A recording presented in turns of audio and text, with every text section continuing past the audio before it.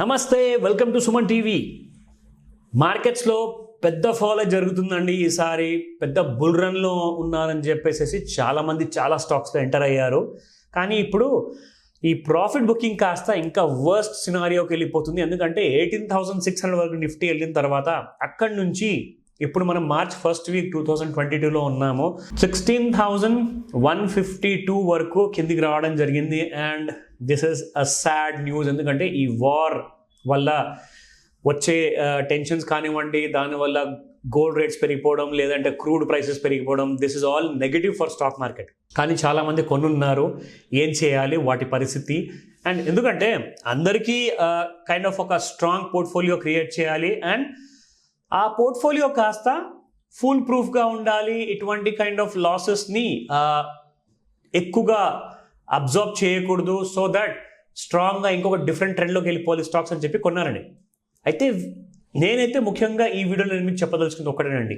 ఒక ప్రత్యేకమైన విధానం మనం జనరల్గా ఫాలో చేస్తాము. ఆ విధానం వల్ల ఏమవుతుందంటే 100కి 100%, లేదంటే 100కి 1000% సంపాదిస్తారు. ప్రతి ఇన్వెస్టర్కి, ప్రతి ట్రేడర్కి ఒకటే మేజర్ కన్సర్న్ అండి.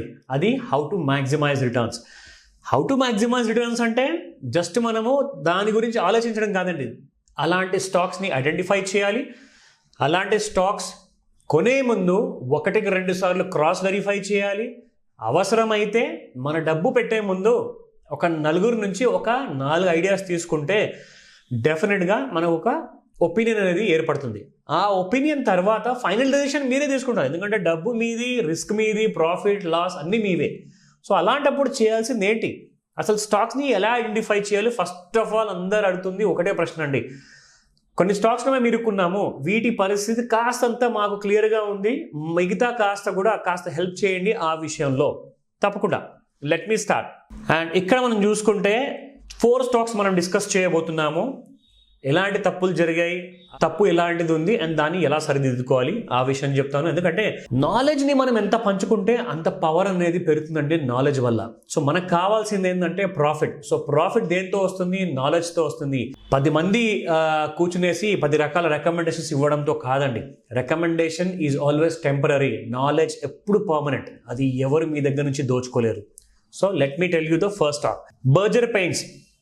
ఏషియన్ పెయింట్స్ చాలా పెరిగిపోయింది. Berger paints next top company కదా అనేసి చాలామంది కొన్నారు. అండ్ కొంతమందికి అయితే మంచి కైండ్ ఆఫ్ సిగ్నల్స్ కూడా కనిపించాయి అన్నారు. డన్. ఆల్రెడీ 2 ఇయర్స్లో మంచి బుల్ రన్ ఏర్పాటు చేసిన తర్వాత ఆ స్టాక్లో ప్రాఫిట్ బుకింగ్ రాకూడదా?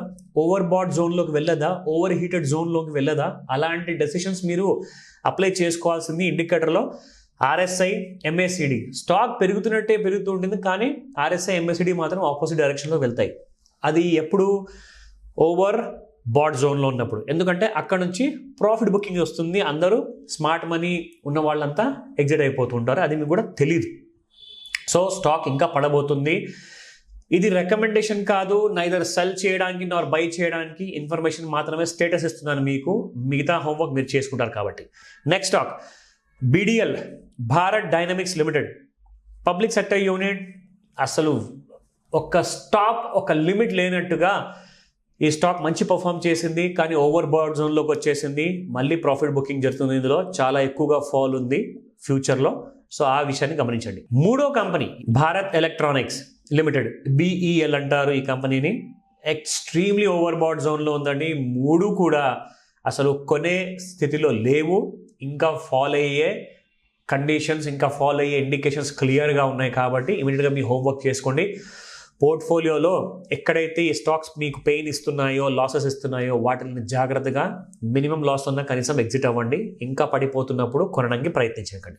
నెక్స్ట్, చాలా ఎక్కువగా లాస్ ఇస్తున్న స్టాక్ పేరు చెప్పబోతున్నాను. చాలా మంది పోర్ట్ఫోలియోలో బ్లీడ్ అవుతుంది ఈ stock. Let me tell you the name. Bajaj consumer care limited. Bajaj consumer, of course Bajaj గ్రూప్లో ఉన్న చాలా పెద్ద కంపెనీ ఇది. దీని ర్యాలీ అంటారా, అసలు it was like one of the best kind of స్టాక్స్లో మనం చెప్పుకోవచ్చు ఇటువంటి కంపెనీని. కానీ ఈ కంపెనీలో అన్ఫార్చునేట్లీ చాలా పెద్ద ప్రాఫిట్ బుకింగ్ అనేది చాలా ముందు స్టార్ట్ అయిపోయింది. అదేంటో నేను మీకు చూపిస్తాను. సో మీరు ఇప్పుడు చూస్తున్నారు బజాజ్ కన్స్యూమర్ కంపెనీ. మంత్లీ చార్ట్స్లో ఉన్నాం మనము. ఇది మంత్లీ నేను సెలెక్ట్ చేసుకున్నాను. అండ్ ఇక్కడ ఒక చిన్న బ్లూ కలర్ యారో ఉంది. Which is showing upward direction. అంటే ఈ హై ఏదైతే క్రియేట్ చేసిందో 2021 ఏప్రిల్ నెల 324 రూపీస్, అంటే దీనిపైన కంటిన్యూస్లీ కాకుండా కానీ రాబోయే నెలల్లో కనీసం 2 సార్లు ఆ హై పైన క్లోజ్ అవ్వాలి. అది 324 పైన, అంటే 324 పైన 325 అవ్వచ్చు, 330, 340, 350 ఎంతైనా పైన కానివ్వండి, అది క్లోజ్ అవ్వాలి. సో 324 పైన ఒక్కసారి కూడా ఈ స్టాక్ నెక్స్ట్ మంత్ నుంచి మనం చూసుకుంటే మే నెలలో 288, జూన్ నెలలో 285, జూలైలో 285, same 2021లో.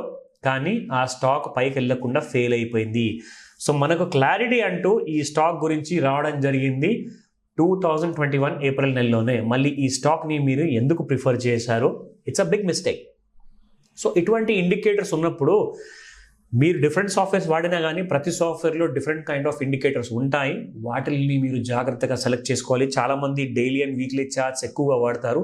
Weekly and monthly charts వాడండి, నాట్ ద డైలీ చార్ట్స్. ఎందుకంటే అందులో ఫ్లక్చుయేషన్స్ మరీ ఎక్కువగా ఉంటాయి, కన్ఫ్యూషన్స్ కూడా అలాగే ఉంటాయి. సో స్టేబిలిటీ ఉండాలి స్టాక్ చార్ట్ మూమెంట్లో. సో మూమెంట్లో స్టెబిలిటీ ఉంటేనే మీకు ఒక కరెక్ట్ అయిన గ్రోత్ అనేది స్టాక్లో ఉంటుంది. అది మీరు చెక్ చేసుకోవాలి. Thank you very much. Bye.